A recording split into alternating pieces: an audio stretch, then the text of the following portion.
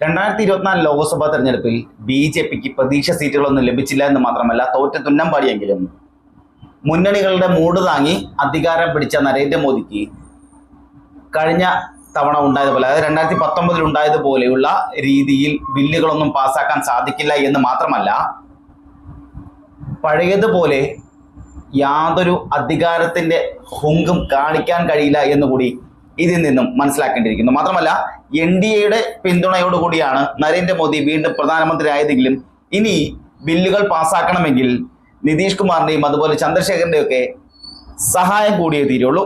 അതുമാത്രമല്ല, ലോകസഭയിൽ വരുന്ന ഓരോ പ്രസ്താവനകൾക്കും, ഓരോ ബില്ലുകൾക്കും, അതുപോലെ ഓരോ തുടർ നടപടികൾക്കും NDA പിന്തുണച്ചില്ല എങ്കിൽ അവിടെ BJPക്ക് അത് വലിയ തിരിച്ചടിയാവുകയും, അതുമാത്രമല്ല അതേ തിരിച്ചടി ഇപ്പോൾ ലഭിക്കാൻ പോകുന്നത് രാജ്യസഭയിലും കൂടിയാണ്. രാജ്യസഭയിലും ലോകസഭയിൽ നിന്ന് ലഭിക്കുന്ന അതുപോലുള്ള ശക്തമായ തിരിച്ചടി BJPക്ക് ലഭിക്കാൻ പോകുന്നു, അല്ലെങ്കിൽ നരേന്ദ്രമോദിക്ക് ലഭിക്കാൻ പോകുന്നു എന്നുള്ള വിവരങ്ങളാണ് ഇപ്പോൾ പുറത്തു വരുന്നത്.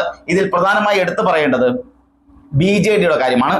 ഒഡീഷയിലെ നവീൻ പട്നായിക്കിന്റെ BJD അവിടെ വലിയ തരത്തിൽ മുന്നേറ്റം ഉണ്ടാക്കാൻ കഴിഞ്ഞില്ലെങ്കിൽ പോലും BJPയുടെ സഖ്യത്തിലുണ്ടായിരുന്നവരാണ്. ഇവരെല്ലാം NDA സഖ്യത്തിൽ, അല്ലെങ്കിൽ BJPയെ കൂട്ടുപിടിച്ച് നിന്നവരായിരുന്നു.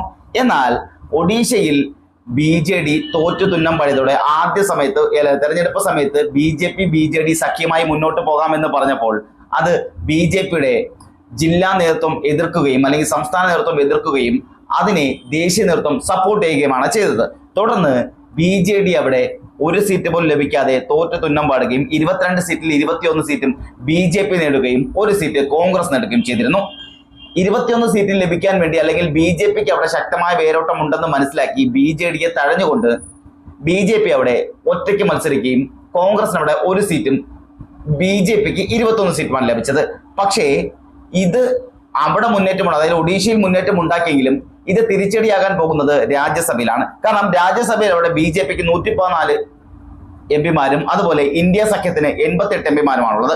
അവിടെയും മെജോറിറ്റി ഉള്ളത് BJPക്ക് തന്നെയാണ്. പക്ഷേ അവിടെ ഒഡീഷയിൽ നിന്നുള്ള ഇപ്പോൾ തോറ്റു നിൽക്കുന്ന BJDക്കും 9 MP-മാരുണ്ട്. അതുകൊണ്ട് തന്നെ രാജ്യസഭയിൽ വരുമ്പോൾ അത് BJPക്ക് വലിയ തിരിച്ചടിയാകുമെന്ന് മാത്രമല്ല, BJPയെ യാതൊരു കാരണവശാലും പിന്തുണയ്ക്കാൻ സാധ്യതയുമില്ല.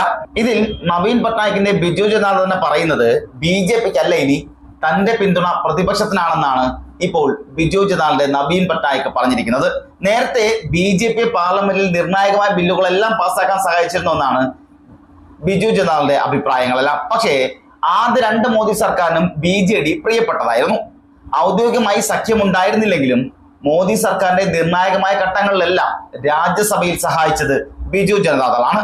ഒഡീഷയിൽ എന്നാൽ ലോക്സഭാ തെരഞ്ഞെടുപ്പിൽ പോലും, നിയമസഭാ തെരഞ്ഞെടുപ്പിൽ, അതായത് ലോക്സഭാ തെരഞ്ഞെടുപ്പായിരുന്നാലും നിയമസഭാ തെരഞ്ഞെടുപ്പിലായിരുന്നാലും ഒരുപോലെ തിരിച്ചടിയേറ്റത്തോടെയാണ് നിലപാട് ഇപ്പോൾ മാറ്റിയിരിക്കുന്നത്.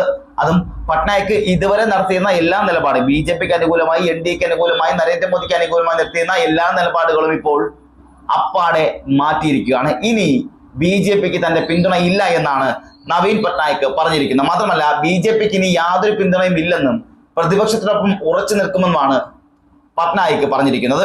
കേന്ദ്രത്തിന് എല്ലാ പ്രശ്നങ്ങളിലും മറുപടി പറയാൻ ബാധ്യസ്ഥരാക്കും.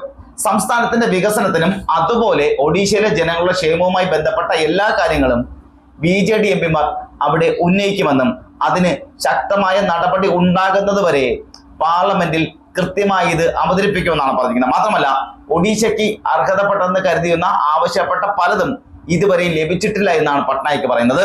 ഭുവനേശ്വർ നവീൻ പട്നായിക്കും അതുപോലെ പാർട്ടിയുടെ 9 രാജ്യസഭ MP-മാരും തമ്മിൽ കഴിഞ്ഞ ദിവസം കൂടിക്കാഴ്ച നടത്തിയിരുന്നു. പ്രധാനമായും പാർട്ടിയുടെ മുന്നോട്ട് പോക്ക് എന്തായിരിക്കണമെന്ന കാര്യങ്ങളാണ് ചർച്ചയായത്. പാർലമെന്റിൽ ഒഡീഷയിലെ 4.5 കോടി ജനങ്ങളുടെ ശബ്ദമായി മാറുമെന്നാണ് ഈ MP-മാരെല്ലാം പറയുന്നത്. അതുപോലെ തന്നെ BJDയുടെ തീരുമാനങ്ങൾക്ക് ഏറെ പ്രത്യേകതകളുമുണ്ട്. ലോക്സഭാ തെരഞ്ഞെടുപ്പിന് മുമ്പ് മാർച്ച് മാസത്തിൽ BJPയുമായി സഖ്യമുണ്ടാക്കാൻ BJD നോക്കി പരാജയപ്പെട്ടതായിരുന്നു. എന്നാൽ സംസ്ഥാനത്തെ അനുകൂല സാഹചര്യം മനസ്സിലാക്കി BJP ആകട്ടെ സംസ്ഥാന നേതൃത്വം സഖ്യത്തെ എതിർക്കുകയും ചെയ്തു. ഇത് ദേശീയ നേതൃത്വം എന്ത് ചെയ്തു? ഇത് ഓക്കെ, അങ്ങനെ നടക്കട്ടെ എന്ന് തീരുമാനിക്കുമായിരുന്നു. സഖ്യം വന്നിരുന്നെങ്കിൽ 15 വർഷത്തിന് ശേഷം ഇരുവരും ഒന്നിക്കുമായിരുന്നു. റെയിൽവേ മന്ത്രി അശ്വിനി വൈഷ്ണവിനെ രാജ്യസഭയിൽ എത്തിക്കുന്നതിൽ BJP അടക്കം, അല്ലെങ്കിൽ BJPയുടെ അടക്കം നിർണായകമായ നിലപാടുകളും BJDയുടെ നിലപാടുകളുമെല്ലാം മുമ്പ് നിർണായകമായതായിരുന്നു.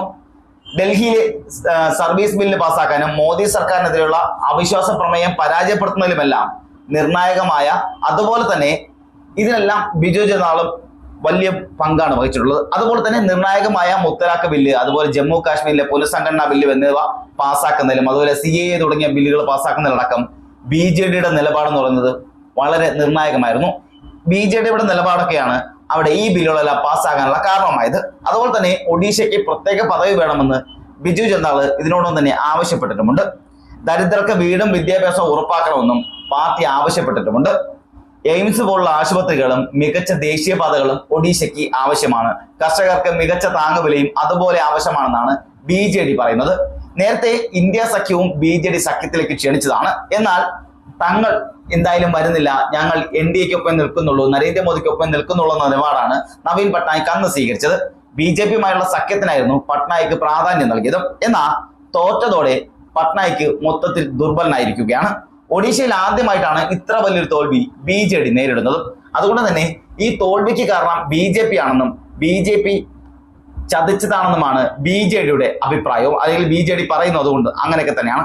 അതുകൊണ്ട് തന്നെ ഇനി അങ്ങോട്ട് വരുന്ന ഒരു ബില്ലുകളും പാസ്സാക്കാൻ അനുവദിക്കില്ല എന്നും ജനവിരുദ്ധമായ യാതൊരു നടപടിയും അംഗീകരിക്കില്ലെന്നും, അതുപോലെ തന്നെ കഴിഞ്ഞ തവണ പലപ്പോഴായി സഹായിച്ച, തങ്ങളെ ചതിച്ച നരേന്ദ്രമോദിക്കൊപ്പം ഇനി തങ്ങൾ നിൽക്കില്ല എന്നും ഞങ്ങളുടെ എല്ലാ പിന്തുണയും ഇനി ഇന്ത്യ സഖ്യത്തിനൊപ്പം എന്നാണ് ബിജു ജനതാദൾ പറഞ്ഞിരിക്കുന്നത്. അതുപോലെ തന്നെ നവീൻ പട്നായിക് ശക്തമായി പറഞ്ഞിരിക്കുന്നതാണ്, ഇനി എന്ത് തന്നെ സംഭവിച്ചാലും ശരി തന്നെ നരേന്ദ്രമോദിയെ ഇനി അനുകൂലിക്കില്ല പാർലമെന്റിൽ. അതുപോലെ രാജ്യസഭയിൽ തങ്ങളുടെ ഇഷ്ടത്തിനുള്ള ബില്ലുകൾ പാസ്സാക്കാനും ഞങ്ങളുള്ളിടത്തോളം കാലം അനുവദിക്കില്ല എന്നാണ് നവീൻ പട്നായിക്കും പറഞ്ഞിരിക്കുന്നത്.